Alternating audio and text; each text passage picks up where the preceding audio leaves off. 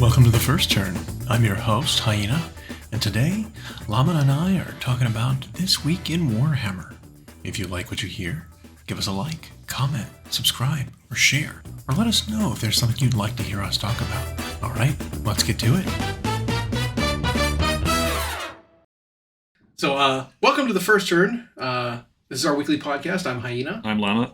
And today we're talking about the week of Warhammer. Yeah. We had a little bit of action this week since our last recording. We had a little bit of news on AOS. We had some balance drop for Warhammer 40k Just today. And the sneaky legendsing of multiple orc units with their impending codex that should be out this weekend, I believe. Mm-hmm. They wanted to get some points out to distribute those to people. They wanted to squash some things from being match play legal anymore, which that seems to be the season. Yep. Pruning. Some stuff that I don't think we're surprised about. I mean, it's in the same way that Space Marines got pruned pretty heavily back previous edition. A lot of the named characters from Forge World specifically got all gotten rid of. Yep. Any of the Forge World specific kits got dropped. And it just makes for the roster, makes it cleaner. Yeah, I'm never too sad about that, and it's crazy really to think about how some units and models were supported for decades, 20, 30 years, and then when they're finally pruned, they've either had a functional replacement or whatever, and people haven't been using them. Yep. No one's showing them off their paint jobs on them or whatever, but then it gets pruned and the world turns upside down and everybody's upset. Which we did see today as people were kind of flipping some tits about it because anything that goes away is automatically bad, which I'm not in that camp, but no. Do you really support everything forever? Exactly. For a game that's supposed to be the focus is match play, balance, match play, tightness and cleanness, having stuff unavailable to everyone is kind of a problem. Right. Because it's a lot of these things they don't make anymore. Right. And so it's an unfair advantage to someone who can either procure one legally, whether through buying it years ago or knowing someone who had one and picking one up, or getting one recast, or 3D printing something, or it's if you need to get a hold of something that isn't in production anymore, what do you do? And the bottom line is it's not available to everyone. Well, and there's something else there that you touched on, and it's the match play part, right? Mm-hmm. So people need not fear if you were not playing in settings where that mattered. If you're playing casual games or whatever, your models are and always will be forever legal. Right. As counts as replacements, they are and will forever be legal. But in the match play situation where they have to think about things like tournament balance, there's always that risk that, like you said, someone can't get access to it, or because it's a one-off in Forge World or whatever, afterthought to some people, they don't even know it, and then they come up against it or something. It's like, oh, this was cheekily broken. It's a $500-$600 kit. Yeah, right. It's that's not in the realm of achievable for some people. It's an expensive hobby, and that's to the extreme. Right, it's like almost an army now to get this one old kit that you're waiting X number of weeks for them to make one for special order. So yeah, I'm not upset about most of that getting cut. It's whatever. I mean, there were some flavorful things in there, but if you care about flavor that much, you're not losing caring anything about match play. You know. And so I don't care. It's fine. A lot of the stuff was like bad interactions and stuff. With the new book coming out, let's just clean it up. And I mean, a company that's been making models as long as Games Workshop has, you just can reach a point where every single roster's too bloated. Yeah. Right? I mean, I don't know. I'm trying to think. There's not even another miniatures game that's close to that old, right? Mm-hmm. So it would be, I guess, if War Machine had models from 1, 2, and 3 all still valid in the new thing, and it's just it could feel like too much. Yeah, which is fine. But with the new update that dropped for points, they touched on a couple of things, notably in the article that the points being released here in a week or two, they're going to do another points pass when Tau comes out. Oh, yeah. Yep. The points for Tau will be released alongside the book, and the book will be printed with invalid points. Immediately. They said that. So the points that come with your book, don't look at them because you need to look at the PDF. So I think they're kind of getting to that point where they're realizing why are we even printing the points? Yep. I think they have to have realized it. Well, and right? I know they said that with AOS 4.0 coming out soon, and then we'll get back on track here. Like the points aren't even going to be printed with the battle tomes when they start dropping. Good. It's just always going to be a digital download like that. That's such a better thing. Yep. See, Yep. Should have done this a long time ago. You have the app. You have the tools already implemented. They're already there. And then the next step I think is to slim down the battle tomes and codexes and give us just the meat of the army and stop charging so much. Mm-hmm. Because that's like we said. What was it last week? Yeah, we talked about that thing. There's a massive barrier to entry when it comes to both needing kits and then going to buy an army rule book that is as much as a whole other kit. Yep. Just for the rules for the army that you feel like, are these optional? Are these necessary? No, they are necessary, basically. Yeah. And they unlock your rules for your specific army. So if you want to see other rules, you need to go get those books. It's a little absurd. Going to a more digital pamphlet-based rule book kind of thing is, I think, the way of the future. Yeah. If you want people to physically get the thing, you can still print something with a code in it, whatever. Yeah, what's funny is I remember back in 3rd edition, in the late 90s, early zeros, they started printing the codexes as rules-only pamphlets. Mm-hmm. There were no fluff sections, no nothing. And they were dirt cheap. They were like $10 to $15 or whatever, and you got just rules. But it was actually the players, partway through that edition, who got upset about it. They wanted their full codex, and so they did 3.5 and then made big, robust codexes again. Yeah. And they haven't gone off that since. Yeah. It's like, we need this. Bad decision. We need this. Yeah. We had also a little bit other news, because we know that Tal's coming up the week after. Adeptus Custodes and Orcs. So think about that, by the way. You want to talk about shaking up a meta. Yeah. You have points changes today. Orcs and Custodes legal this weekend. Tau next weekend. And then they're doing a balanced data slate. Just immediately. Right after. Yeah. That has got to change now I don't think we have any major events coming up. There might be a US Open in May. Right. But that is a huge change to a format. 3 armies and then 2 balance passes. Wow. What does that look like? What did you see in the changes today that you think make a big impact? I saw a lot of people talk about Catan shards going up. Yeah, so nothing was really a surprise, honestly. There were some units that were overcosted that were brought down, namely Custodes. Custodes got I saw their whole thing was green, sweeping point reductions because they shipped. Shipped. People have seen the points, for the upcoming stuff. The way it's printed in their book, it's absurdly expensive. Yeah. It's astronomically expensive for, compared to what they were before. Their stats didn't change. In fact, I think their rules for their army and their detachments got markedly worse, but then their points went up or stayed the same for having worse rules. And so this is already adjusting some of those points that are off the mark. So that was good. AdMech got a bunch of changes to lower their points. And by the way, interjecting, name of the game today, there's another reason to stop printing points in books, because not only do some people get it early, whether they do a special edition box or someone leaks it online, because the first conversations I heard about Custodes a week or two ago, someone was talking about the points. Dead in the water. How long is it going to be before they change it? The codex is dead. I'm going to sell off all my Custodes. I'm going to switch to this army. Yeah, it's and I like telling people, guys, they always do a digital pass of the points. 2 days before the book is even out. Calm down. They've already released points changes.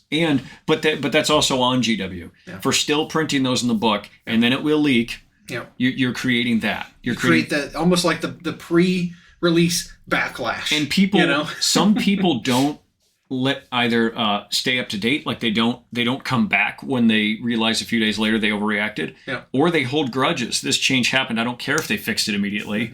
I'm selling it off. Yeah, it is silly, but they do. We talked about that with video games. Yeah. If it launches poorly, people don't come back to it even if it's great. They just are nope, I've moved on. I even see that with balancing in patches for games, especially the really high competitive ones. Yeah.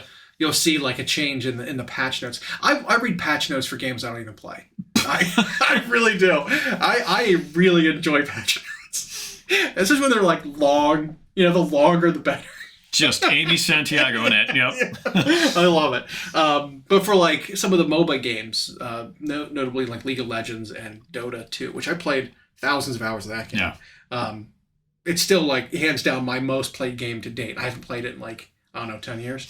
It's can't catch up to it. Yeah, it's just absurd. But like I go back and I'll like read the patch notes and see what the kind of things they adjust, because it's interesting, you know. But like you'll see a change where it's like, oh well, scaling on this ability went from 4.5% of enemies' max health and damage down to 4%. People are like, oh, nerf, it's just dead now. It's like, are you kidding me? 0.5% change. Right. All of a sudden, nerf, hero's dead, unplayable and competitive. It's like it is overreaction to the nth degree. Yeah. And we get a little bit. And that's the first reaction. We get a little bit of that in 40K. I think it's less, but still. But it a lot of times it still changes like that. Yeah.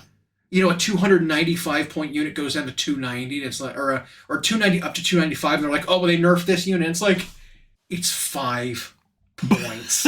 That's not buying you another unit. Calm down. And we talk about that with AOS too. It's like a lot of these changes that go up, up or down 10 points. It's like ultimately, unless you're taking like 40 or 50 points off of a unit or like a big monster or something, it doesn't matter because it's not freeing you up room to get anything new. Well, and in 40K, I don't think it matters as much as it used to historically, because now war gear and stuff isn't as granular points wise. Correct. And so when they go up or down 5-10 points, it's not like that was buying you the bolt pistol instead of the las pistol or whatever like it used to. Exactly. Yep. And so it's still hilarious to me. It is. And so a lot of these points that we see here are kind of like that, where it's like, okay. But like some of the armies that needed points adjustments got some attention. You're right. Custodies, you mentioned, that whole sheet was green. It was just down. AdMech needed some points because their guns, similar to Space Marines and most of the Space Marines units, just don't have the right stats to compete in this edition. And so I don't care how many points you knock off of them, they're still not good units. And a lot of them are still going to see play. Mm-hmm. It's going to be that kind of thing. But AdMech got a bunch of points decreases, which they needed. Yeah, and they specifically pointed out with them that they're getting rules revisions with the balance pass coming up. Which is good. Yeah. I mean, I'm glad they're taking the opportunity to actually do that. Because they got a book already. Yeah. And they already need a rules revision. They already suck. Because they are. I mean, it's just nothing in their army is above strength 9, pretty much. I mean, like you can get some las cannons on things. You can bring in a knight, right? I mean, but then it's not them, is it? Right? No. And then I think you've got the neutron blaster or whatever it is on the big crab walker. That's high strength, but like there's very little like vehicle punch. Well, what's a double shame there is talk about discouraging people from buying an army that is not old. Like it's all newer plastic kits. And it's like people just sit there looking at them. I kind of feel like they do that with a bunch. Like they look at Gene Stealer Cult. They've struggled for a while. It's a newer army, and it's all new plastic. Yep. There's a new edition, new army kind of army, and they just haven't ever been good. No, they had. I thought about that today. They had 1 month in 8th edition where they won a single major event. Yeah. Didn't put another army into the top 8 of said event. They got an emergency nerf that weekend. Took away the 18 Ridge Runners. They then launched the Codex Space Marines that produced the Iron Hands army that was egregious. Yeah. And then they did another points balance pass and chapter approved. Gene Stealer Cults got triple nerfed immediately. Yeah. And then we went to 9th. All through 9th and now in 10th, Gene Stealer Cult have not found a way to crack. No.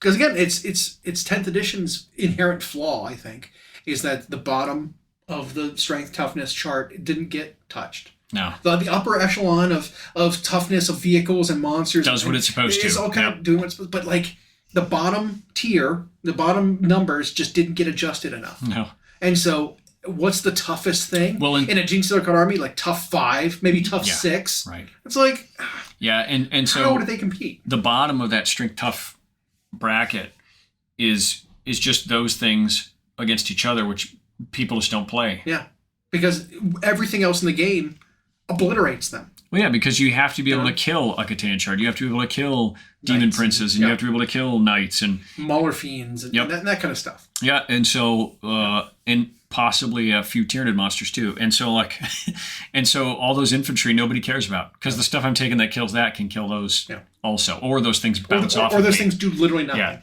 Because what do bolters do against you? Nothing. Who cares? And so now you've taken them. It's like, yes, we want the infantry to be the stuff that scores, but if they do nothing else, they don't have good movement, they don't have defense tricks, they don't actually plink wounds off of something, then it's just like, eh. Yeah. And so I'll just run my third 6-man unit of Cataphren. Yep. And they'll go and just destroy you, and then take the objective. Or I don't have to worry about or a it. $70 chicken walker that I can. That I have to buy one at a time to get a huge Don't unit get me of started. however many. I'm out of AdMech. Yeah. I had them. Yep. I know all about the AdMech prices. Yeah. Oh, that was rough. And shame. I wanted to run an 18 Chicken Walker list back in like 8th edition when they came out. With lances With and lances, whatever. yeah, but it's like, oh man, you do the math? Dang. Yeah. Well, and aesthetically, they're such a cool army. I think the same thing with Gene Stealer cults, because like you pointed out, it's all newer. They're these human-sized things with weird tech. And it's like, a lot of people would be having fun with them, but they've just been a punching bag for a while. Yep. So if they are doing this rules pass, now we've seen that. The Balance Dataslates are usually only a twice-a-year thing instead of a 4 times a year like the points pass. But and they usually do have significant things. So we haven't seen one of those for 10th yet, really. Well, we did get one where we got a new detachment for Drukhari. Oh, yeah. That was kind of big. Yeah. Where they fixed some of the index detachment. Well, it made them immediately better. And stuff, yeah. And then Old Custodies, when they fixed their detachment thing for the... That Drukhari thing might be a way to think about what they're going to do, because what they did with Drukhari, because they specifically said in that video, and I don't think a lot of people watched the video where the designers talk, but those designers use the very verbiage you hear players complaining about. And so I don't think it's just that they're watching what players are saying, but they are. And so, or they recognize it in testing. They said, well, we can keep lowering the points on Drukhari, but we don't want the feel of that army to be, well, they can field 400 to your 20 or whatever. That's not what we want them to play like. We want them to do this thing we envision them doing, so they adjusted their detachment. Well, now, AdMech, like you pointed out, they've already got a codex. Gene Stealer Cult will have one. I think if they do rules pass for them, Drukhari is the example. They're going to make some dramatic thing that just makes their rules functionally better, because their points are probably already right. And they did get some points adjustments too. Yeah. So, but give it a week or two to feel out the points, and then here's the change to the army's rules. In your army, the Tau, they're waiting a second. Their codex is coming out, and they're getting their own rules. Yeah, and like I said, points pass. Their points will not be valid in the book immediately, which is funny. But I mean, most of that book is already out there because the crude box was there, so we know what the units do. And you've already, against the grain, go figure, we do that. Have thought they're fine. Yeah, they're fine. And now we'll just see what their points actually they're look like. different. Yeah, they're different than what they used to be, but I think they're fine. I think you're going to see like more diversity in the army. Crisis suits aren't the only thing you need to focus on bringing and buffing and making do all the work. And I understand that there are people who, that's why they play the army, is the Gundam stuff. And which you can still do, but you're just going to field more of them. Right. You're just going to field more suits now. Instead of having like one big unit of them, you're going to have multiple smaller units that have like role-specific jobs. Which I think is super cool. I do too. And it's how it probably was always intended. Yeah. Tripling up on a gun that doesn't come in the kit on like every single unit is a little like... So why are people complaining when that's going away, when it was almost impossible for everybody to get that? Because they've already taken all the effort to source that bit a million times, or more likely, they printed it, or FT'd 3D printed ones. Right. They went out of their way to do it. But it's like... The unit shouldn't have access to that gun anyway. No, the unit... It's not in the kit. The way a unit can play should always be what the kit can build. Yeah. I like that precedent, honestly. I really do.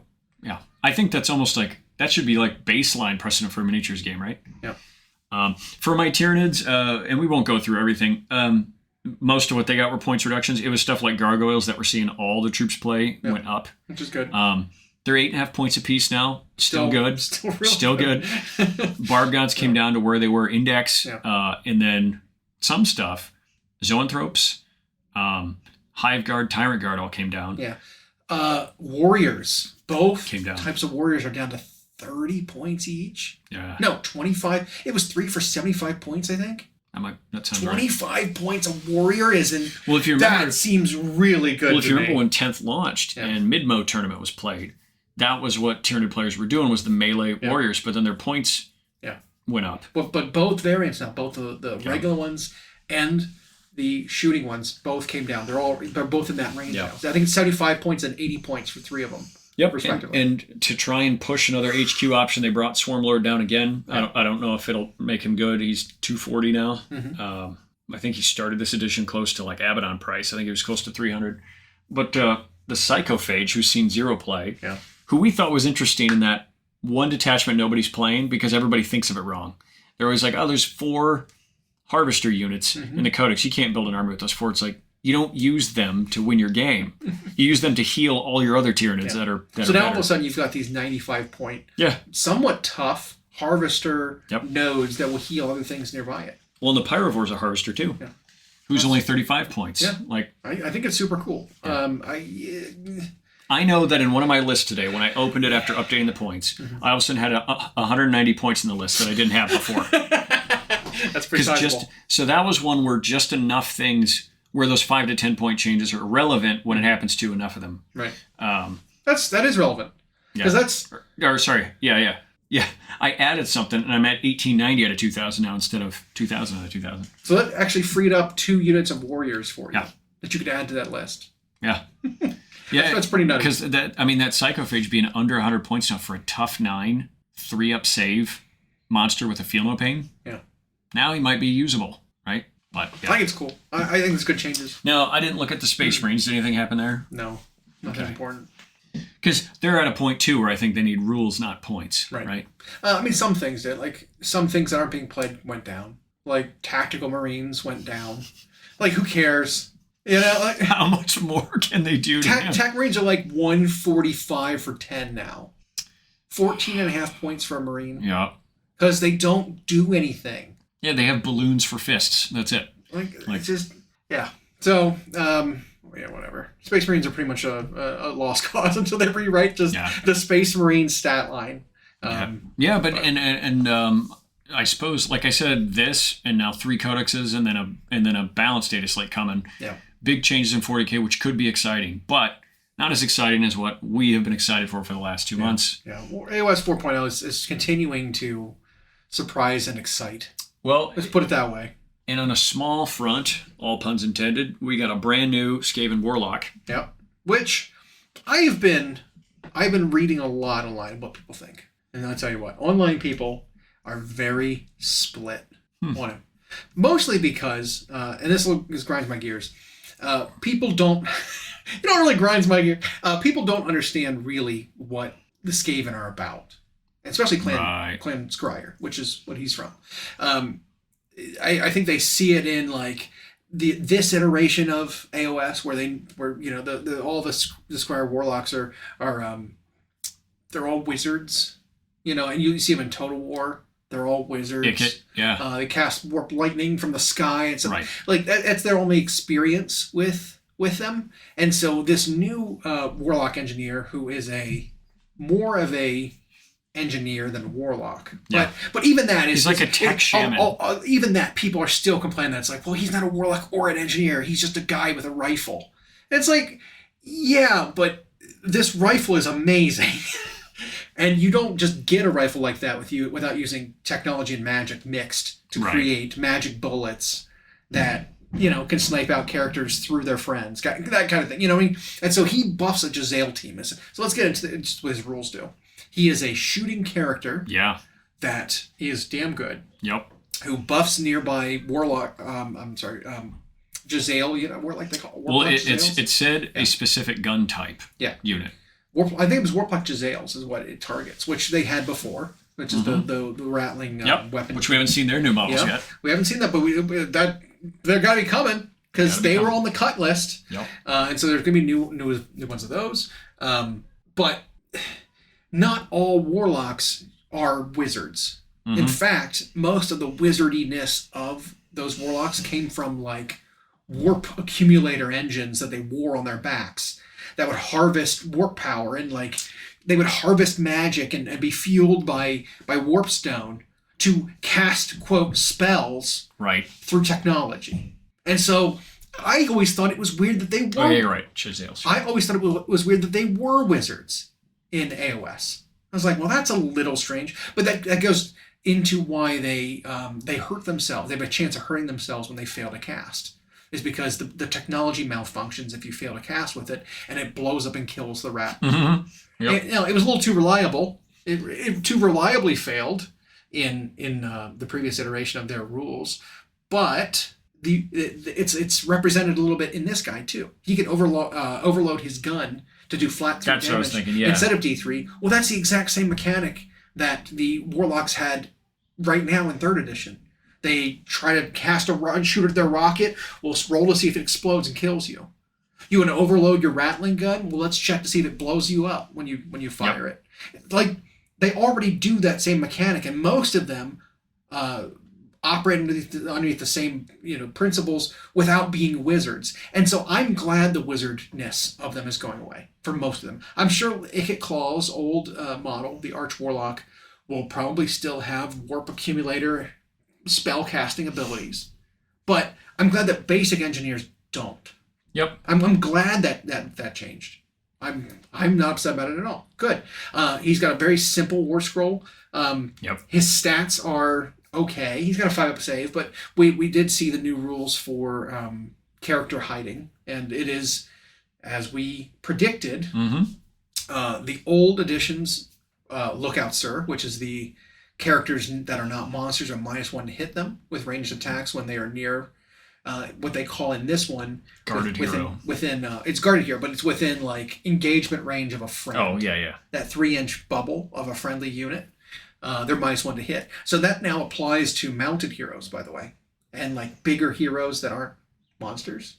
And then anything that is foot, I think that might be a keyword, a foot hero of some kind. Might. Are also hidden from all shooting outside of 12. So this guy sitting with some Jezzails firing down range will be untargetable outside of 12. Yep. And so you don't really care what his wounds are. You don't really care what his save is, even though he is wearing pretty heavy armor and it only gives him a 5-up. Let's hope that aesthetic armor saves are a little more consistent this edition. I'm hoping so, because I pointed out to you some of those war bands for Warcry for Chaos, and how some of them wearing full plate just have like 6-up saves. Yep. But some of them who are like basically naked have 5s. Like we were looking at the Splintered Fang, we were wearing cloth, 5-up save. But then which one was it? The fire guys. Signs of the Flame. Who were wearing like heavy leather and like chain or like ring mail and whatever. Were 6-ups. And it was like, okay, aesthetically, the save doesn't make sense. Nope. Based on visuals. Similar with this guy, maybe I'd give him a 4-up save wearing that heavy of armor. And he's got a full like breastplate on, and he's got a mechanical leg. Like he's part metal. I might give him a better save than 5, but it won't matter. So it's going to be hard to target him anyway. Exactly. So it's not going to matter. But I thought he was super cool. I like the aesthetic of the new Skaven. They're way more less goofy, less like just grinning, buck-toothed. Right. Sort of look. Well, and less like you could tell some of those old ones were modeled to try and fit into a single piece, right, wherever they could in a blister. They were all ultra hunched over, like what were the opposite ones to the Skeksis and Dark Crystal? Those things. Oh yeah. They were like that, where they're just like a dinosaur where its neck is never any higher than its back. Yeah. Like and like I'm glad they're not that. Yeah, I thought that looks. The model looks really great. Because you immediately in our group chat showed a picture of the old ones of these, and those look so bad. Yeah, they were also painted so bad. Yeah, it's they're awful. And again, there are people out there who are like, yeah, I prefer the old one. I'm like, are you high? What are you talking about? And I had to kind of log off because I couldn't read these posts being like, this looks so dumb. It's like, what do you even mean? Like, well, he's not a warlock or an engineer. I'm like, he probably made that gun himself, so I think he is an engineer. Right. By the way, I love that it's on a 2+. You just do more damage. Yeah. And it's only on a 1, and he doesn't kill himself. Yeah, he just hurts himself. Yeah, it's good. Love it. Pretty good. So later game, if you do take some damage, it might be a little risky to do, but early game, why not? Let it rip. So yeah, that was a lot of cool. I really appreciated seeing that. I wish we'd have seen more Skaven this week, but. Yeah, they just gave us the one thing. Take what you can. What do we usually get on Fridays? We might see some more tomorrow. So like usually, or what they have been doing on Fridays is giving off more more kind of like rules previews of the core, Oh, yeah, the yeah, core yeah. book, which we did get a little bit of it this week. Probably the least meaningful rules preview of any of them was this week, and that was how like the battle packs in General's Handbook works. Yeah. Which they had already kind of detailed already with the modular rules design that they were talking about. Certain modules of rules will just straight up not be used in future battle packs. Right. So where we have like General's Handbook now, and you just kind of like, we'll add these rules to the core rules and use it all together. But when the next one comes out, disregard the previous General's Handbook and now use this one. And so like too much changes and you forget about stuff in between them and you think something is still a thing, but then it's not anymore because it was in a General's Handbook. It wasn't in a core rule. Right. But you got so used to use it that you thought it was. Exactly. Yeah. And so I think they're going to be changing how that works to now say, well, everything for this module is now written here. Yep. We don't even reference the core rule book for this. As the example with the Antor, the Champions one, the Wild Magic one we're doing right now, which is half-baked a little bit in terms of functionality. This would be a good example of how they could help clean up the rules around a season, right? Because instead of doing this Wild Magic stuff that gives you these extra dice to do stuff, in addition to core rule magic stuff, to say, don't use core rule magic anymore, just use this now. Right. This is the module you use instead of the core book module. Don't even look at that one. And this will be great to see how it progresses through 4th edition, where as each General's Handbook comes out and they say you're just using this now, how that changes the meta. Because we saw in this sort of beta version of that throughout AOS 3 that sometimes just the General's Handbook, new season rules affected the meta. Yep, big time. Yeah. Well, because like look at the units fighting in ranks, which they tested out, by the way, which they do now. Mm-hmm. Just saying. Every single thing that we liked about the season's changes, they did roll into core rules so far. Everything we've liked and wanted, which is fighting in ranks, heroes being hidden from ranged attacks when they're near. We wanted that to be a core rule, not just that season you get this. Which the new not warlock, not engineer makes it so the Jezzails can ignore. Yeah. The guarded hero rule. Which I assume it's not just the -1 to hit, it's also the can't be targeted. You can snipe out heroes, which is cool. That might make that an expensive unit when it comes out. I agree. And anyway. it might be even small units you can't reinforce very well. It might be units of 2 or something. Where it's not like, if you could take units of like 10 of them, you'd be like, okay, this is busted. Yeah, because then there's your first army. Just but all your heroes. If it's like units of 2 and they're like, I could see them as like 3 in a team. And right now they are. Right. They're like 3 for like 200 points. Right. So it could be that again. Yep. But that's also that's a huge premium. And then you need to bring this guy, however many points he costs. Yeah, and he you looks might real have good. like this hero sniping module of like 6 guys and a character for like 500. Right, and they're killing 180 point characters. Right. Maybe. Right. Maybe. Right. Yeah. Because you're still gonna get saves. You're still gonna get you can all out defense to get defensive. I assume And there might end up super special bodyguard units that do things no matter what's happening. I think that would apply for, like right now with Stormcast. They've got those Praetors that basically give out a special ward that on a 3-up, the character isn't taking damage. Yeah. It's on a 3 or 4, the bodyguard unit takes the damage. And on a 5 or 6, the damage is straight up negated. So something like that, where it's like, yes, you can technically target that character, but this unit soaks all the damage. Mm-hmm. So it's like not a solution per se. There's a counter to the counter. Yeah. You know what I mean? So I'm excited. Like literally everything we've seen so far has been good. Well, except maybe the little tidbit about battle tactics still being a thing. Battle tactics might be one of the weakest parts of AOS, and that's where you generate a mission for your army at the beginning of your turn to accomplish to get points during the battle. Right.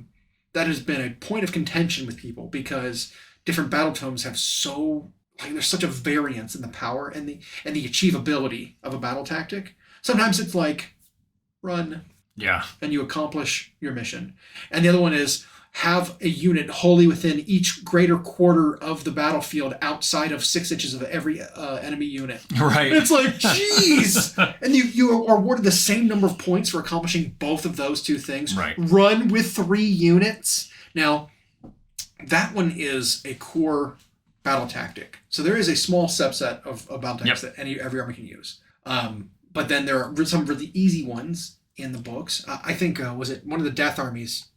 One of the monster heavy ones, I can't remember which one it was, had a thing where if you ran with 3 things that were all monsters, you gained twice as many points. And it's just adding that one on means you don't get one or the other. You can do both of them in the same game. Yeah. So you have 2 very easy to accomplish secondary missions. And with like the main overarching army tactic going away, your battle tactic, battle focus, whatever it's called, your primary objective for your army going away, points are now only the secondary mission and objectives on the battlefield. Yeah. So it's going to be much more important to accomplish your secondaries. Which means that double turn discussion becomes more relevant now that you could be giving up scoring those if you want to take that double turn. Exactly. Yeah. That's a big deal. I think it's more of an interesting discussion when we think about you winning the priority roll and then making your opponent go first. Take the double. You deny them a secondary by making them go twice. Could be. I think that's going to be the battle now, is trying to win that roll to make your opponent get a double turn. I think that's going to be a punishment for your opponent. And it could especially be the case, let's say it's later in the game, and you're like, well, I'm up by, because they showed max score and I was 50. Yeah. And so it's like, well, I'm up, 42 to 32. I want to protect that lead. I'm going to deny you secondary this time. Right. And so now I get 2 turns of doing that. But then the issue could be that, well, if you deny them a secondary, now they're the underdog. They had an underdog bonus. Yeah. Because they're lower than you on points when their turn comes around again. Yep. So it's a lot more complicated than just at face value. Yeah. So I think you're going to see more often than not. And it's gonna take a while to shake off the stigma of what double turn used to mean. Yeah. That's all there is to it. I think we're going to see most often, though, that it's just going to be alternating. Just like it is now, by the way. Right. Most games just end up alternating. Yeah. Because that's how the rolls go. The person who goes top of the turn has such an advantage to go top of the turn again the next turn that, sometimes it just never happens. Yeah. You know? 60% of the time it happens never. Mm-hmm. Happens every time. Every time. Every time. Yep. And I did that when I was at Adepticon. I played.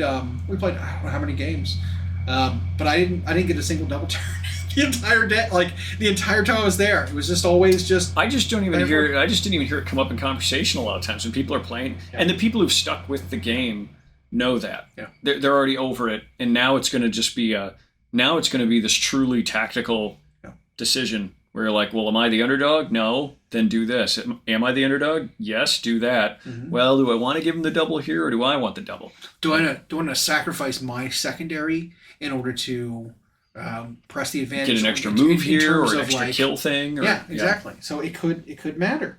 It's I think it's very interesting. Yeah, and with the lethality level, like we've talked about, being so different compared to 40K, it just doesn't feel like a traditional Warhammer turn when you go twice. Yeah.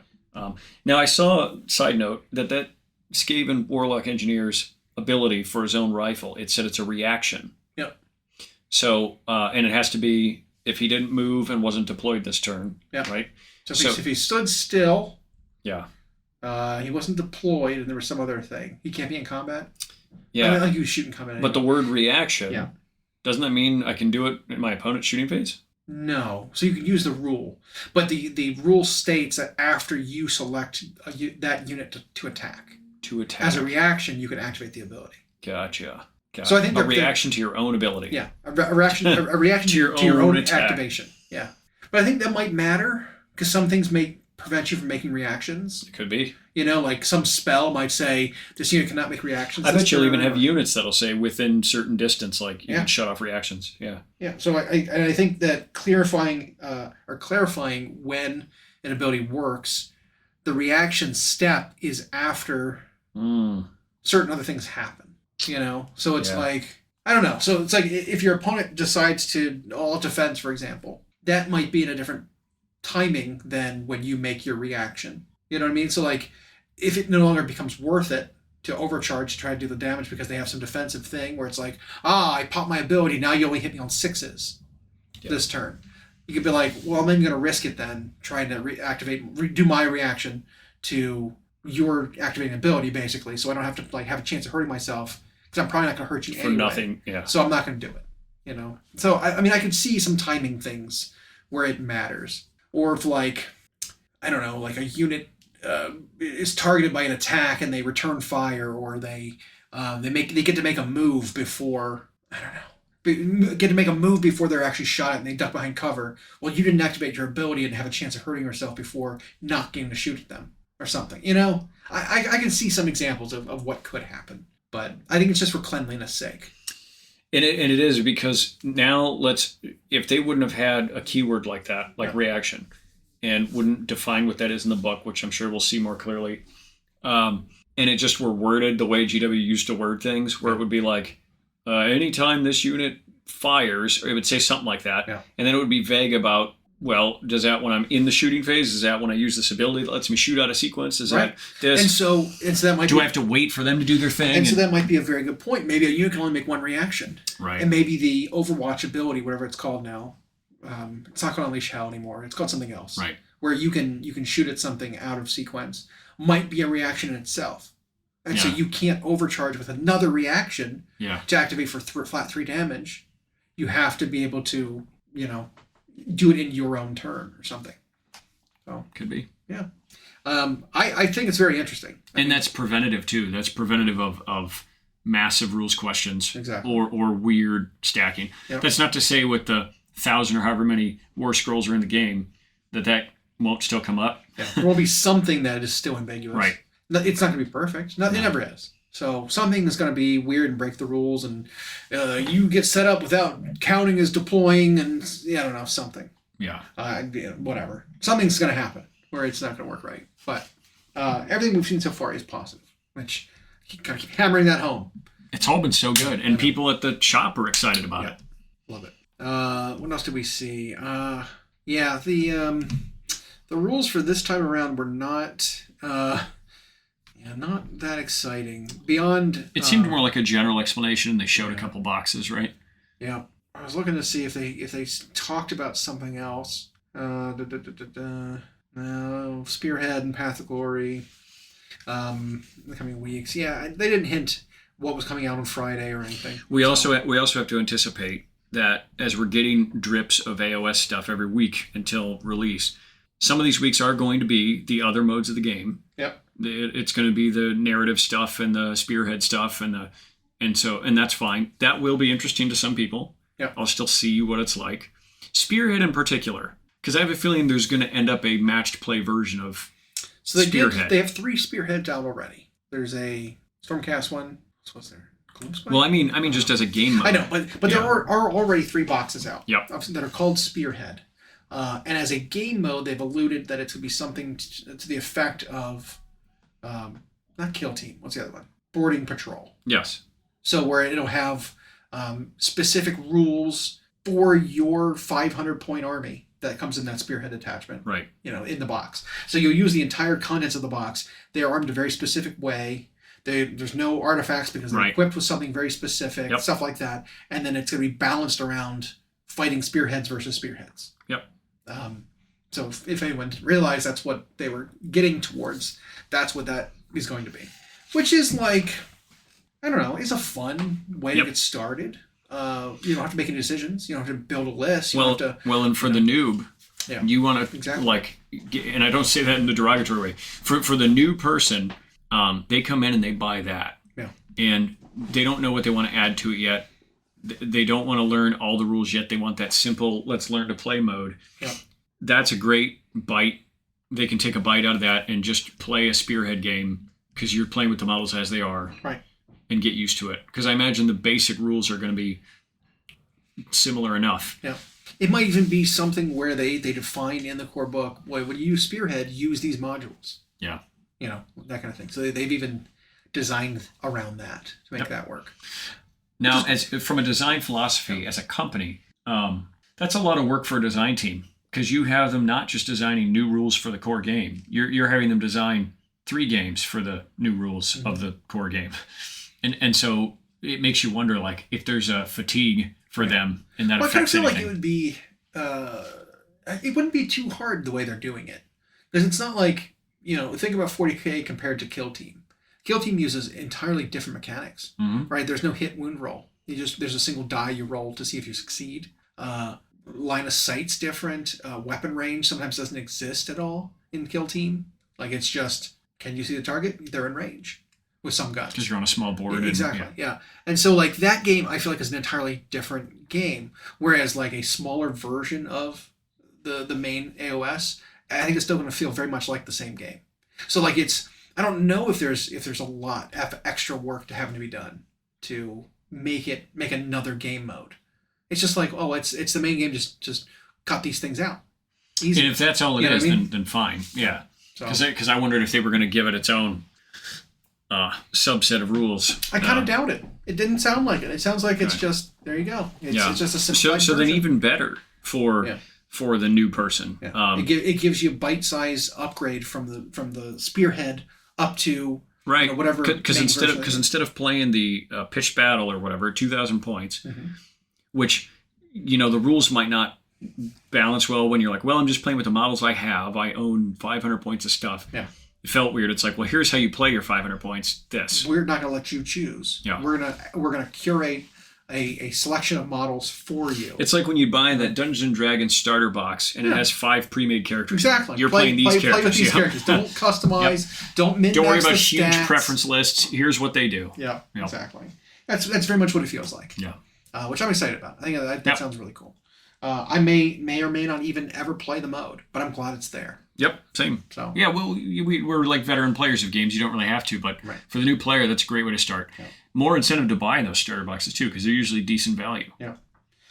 There also was, in terms of models, because they usually do a couple of model teases a week now. We had a few that we didn't actually talk about.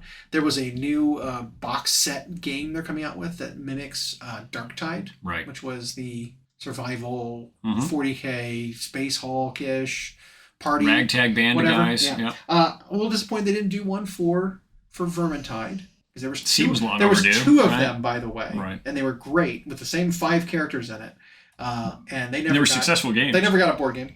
Just saying. But Vermintide or Darktide uses 4 or 5 existing model kits. Yep. To make a board game out of, so like they're not really designing any new stuff.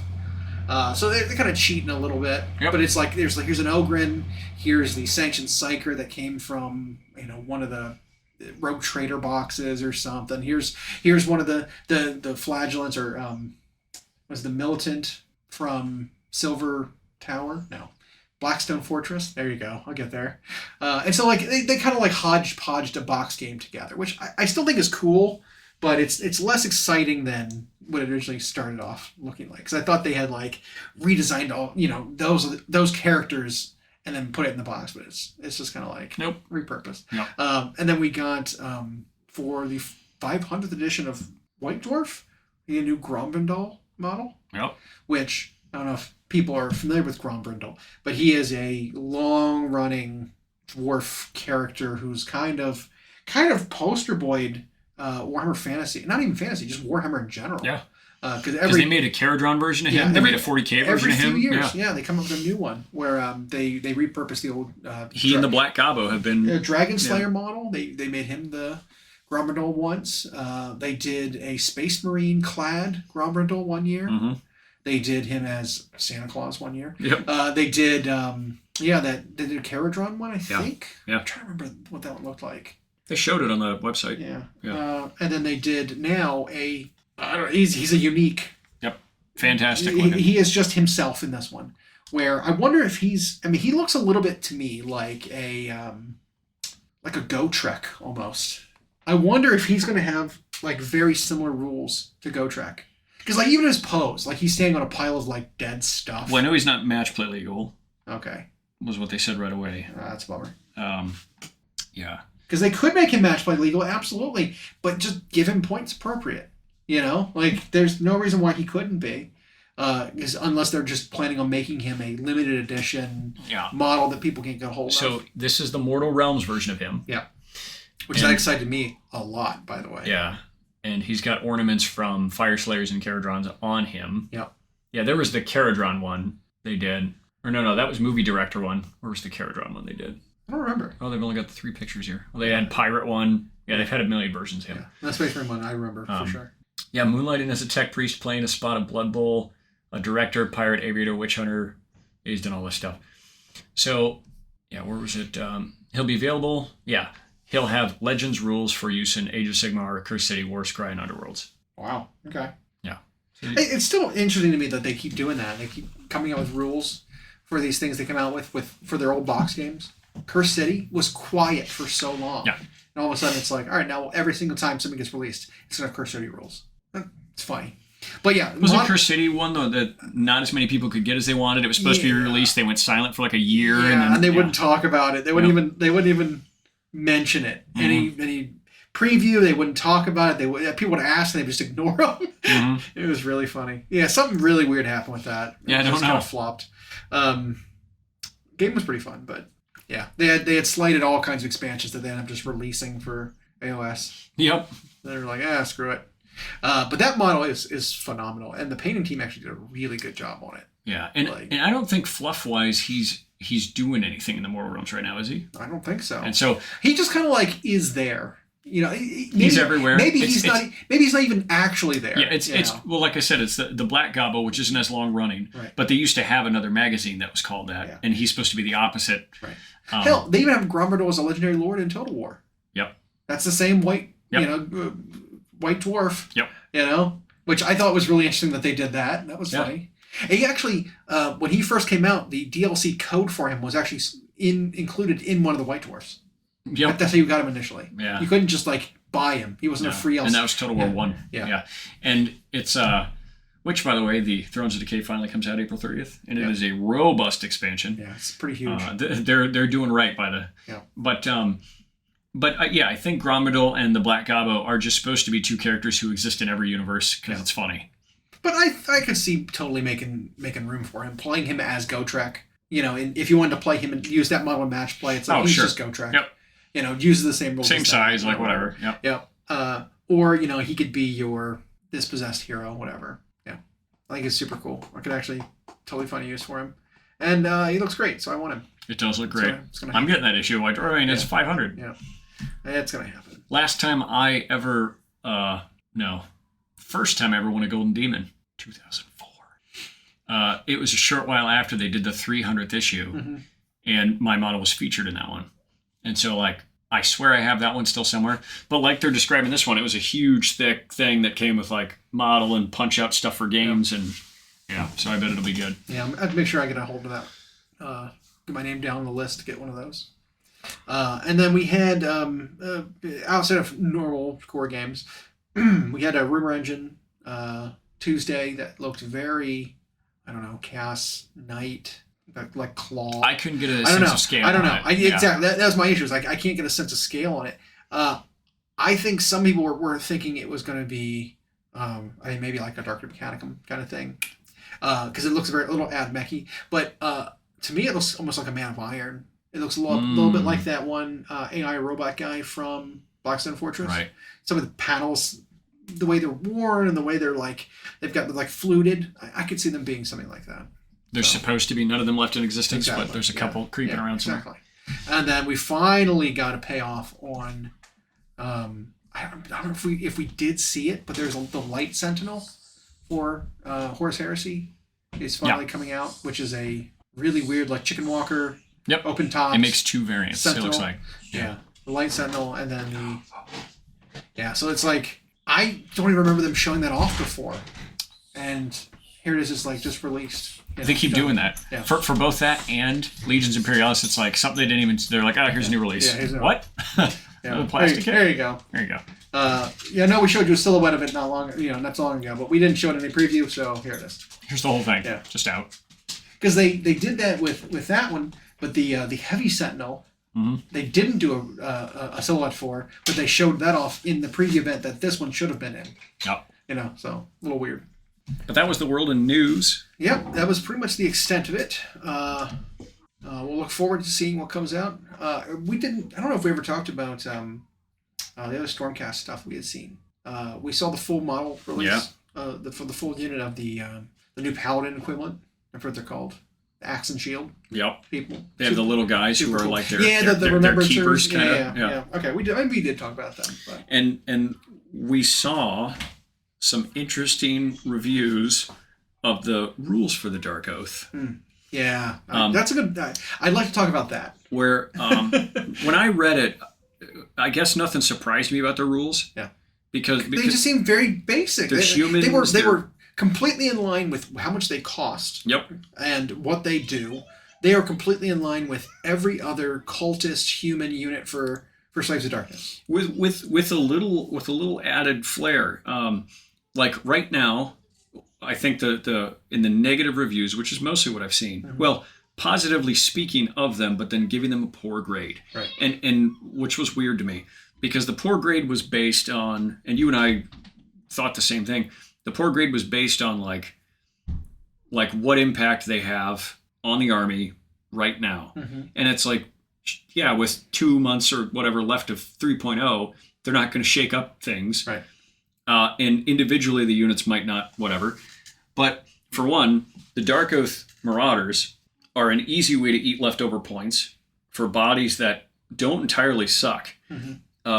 The monster is, the Wilder Fiend is heavily reliant on the Dark Oath theme, but within that, he's a locust of energy for that faction. And I think it points to, in 4.0, since every army is going to launch, every index is going to launch with 4 formations, similar to 40k detachments, I guarantee you one of them will take advantage of being Dark Oath heavy. Yeah. Like, it won't mean you can't take the heavier stuff, but if you focus on Dark Oath or have heavy Dark Oath modules, you're going to get all these cool rules. Yeah. I even think that it's going to be a little bit of a hint of how army construction is going to work in 4th. Yeah. Because if you look at that box, it's like the guy on a horse, there's the Wilder Fiend, there's the unit of Marauders, and there's the Horsemen. Yep. And if he's the Warlord, those 4 units all fit within one little formation. Little regiment. Yeah, regiment. And so it's like, I kind of feel like they're hinting a little bit. I think so too. At how I think it's a fourth thinking release. But again, I didn't expect them to be a groundbreaking, completely, punch your opponent's lights out sort of unit that's going to be cheap but fast and charge in and just kill everything they touch. It's like, no, I kind of expect them to do exactly what they are. And just a couple of 4/4 attacks. Well, you know what happens when we get that? So think of like in Warhammer 40k when you had cultists in the Chaos Space Marines army that can get anywhere on the board in one turn, can have all these rules stacked on them, can kill literally anything they touch in the game, but they're dirt cheap. It's like that goes beyond the you knock your socks off of a cheap unit that's fun. Right. It becomes something everybody hates, and it becomes the crutch everyone who uses that army builds around. Yeah. I didn't expect these guys to do that. I expect them to just be like more interesting than the human cultists we had from Warcry that crossed over, and they are that. Yeah.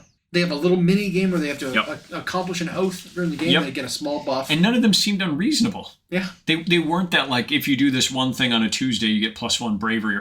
It's not these super awkward rules. It was like, oh no, they do that. And all of a sudden they're punchier for the rest of the game. If you make a 9-inch charge, you get rend on your weapons? Right. Okay. Yeah.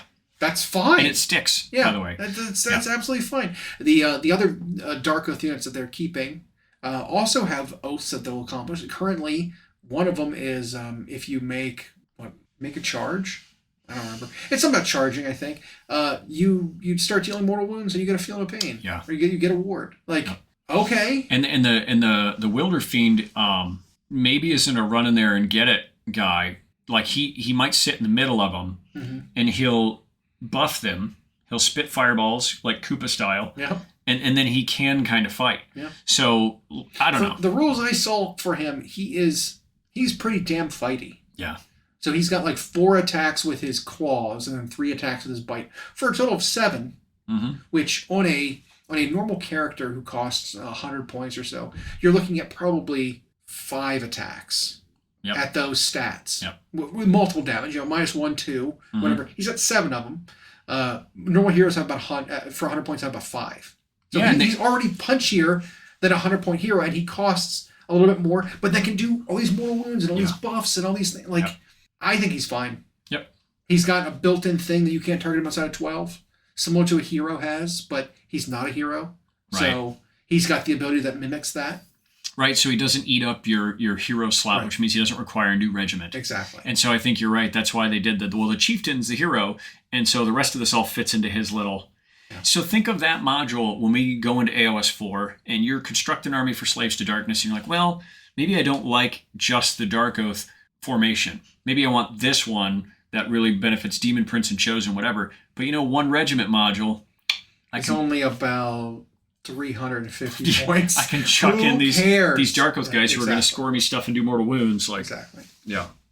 So I'm excited. Plus the models. Still want the models. Still some of my favorite ones. Yep. Because with the Dark Oath Savagers was a tease of what they were going to look like. Already loved those models. Pretty spot on. So these ones, which I still don't have that kit, very well in with them. So I'd have to get that one because the Dark Oath Savagers would give me just a little more variety in your Marauders, you know, like so. And some of them do have the same kind of shields, just little variants. I'll just have to have Moose order a set of that. Yeah. No, because I put together those damn Legionnaires. Mm-hmm. You had a good time with that, huh? Bellacor's soldiers. Yeah. They were not hard to assemble, but each guy was 12 to 14 pieces for a human-sized infantry. Every single little horn, you had a little circle slot to put them into. Yep. They were an extensive kit. Arm and shoulder piece were separate. Mm-hmm. Some of them were separate horns. They had the baubles for his faction symbol, then the head, and then the body and legs. The legs were 2 pieces, and then the weapons were sometimes 2 pieces. Yeah, it was 2 different legs. It was front and back torso. It was both arms, sometimes multiple pieces for each arm. The head, and sometimes the helmet. Both shoulder pauldrons. Sometimes the helmet was different. They were shoulder pauldrons. Yeah. Yeah, it was a lot of pieces. It's like, son of a, every one of them. Yeah. And I went with all the maces where I could. I like that spike ball look on them. I think I did the maces on all the grunts, and then all the giant axes on the big guys, the ones that do double damage. Yeah. Well, no, and I'll use those to stand in for stuff too. Sure. And we'll see how that looks. I'll use my beastmen to stand in for things. Again, it's a hobbyist's game. Yeah, and you know what I mean. I was talking about that with Moose because I wanted to get his take on it. Yeah. Someone who thinks almost exclusively from a tournament player perspective, and he loved that very thing. In fact, he called it out when I was halfway through the sentence. He was like, I like that now. However you convert or paint your stuff, it no longer matters. Mm-hmm. The WYSIWYG is slightly less. They can't hit you with it at a tournament now, right? Because it just fits into your formation or whatever. And that, I think that's really nice. And I think, by the way, a Mutantore, which is a weird name, is basically like Bellacor's version of a Bestigor or a Zangor or a. Yeah. I mean, he's still a human, but he's got goat legs a little bit. So. It's like it would be his because I thought they could almost flesh out his whole line with those 3 into units, but the normal guys, the normal horn helms. You have your 2-handed guys for the horn helms. Yeah. And you have the shield horns would be your little grunts, and then your Mutantores would be like an elite whatever unit. That would be really cool if they fleshed that out. Yeah. But they would do it obviously not as a Warcry warband. They would do it as actual AOS units. Yep. But with that framework. Yeah. That'd be nice. Yeah. It'd be like an army it'd be like Bellacor's Turduncan. Yeah. Yeah. It's a way to fit 3 separate things in there, nested in one another. Little delicious juicy Personally, package. I was only a fan of the Turkin. The Turkin? You can leave the 3rd layer out. 2 layers are good. 2 layers are good enough. Yeah. But speaking of which, I could eat. I could eat some. Thanks for listening. We hope you enjoyed. Check out our new episodes every Friday on Google Podcasts, Spotify, and Audible, or on Podbean. You can also follow myself and Llama on Instagram for more. We are at Hyena Paints Minis and at Llama Paints Minis. Music provided by Kevin MacLeod at incompetech.com. And as always, we'll catch you next time.